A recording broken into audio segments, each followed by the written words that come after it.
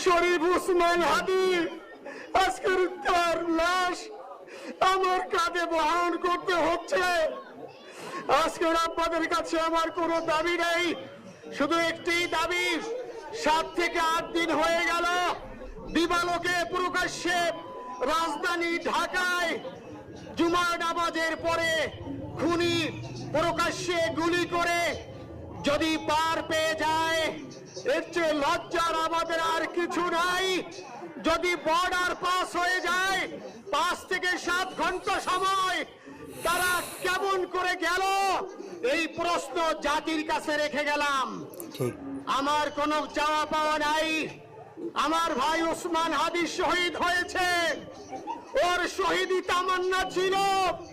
আপনারা ওর বক্তব্য শুনেছেন, আপনারা শহীদ উসমান হাদির টক শো শুনেছেন। ও সব সময় শহীদ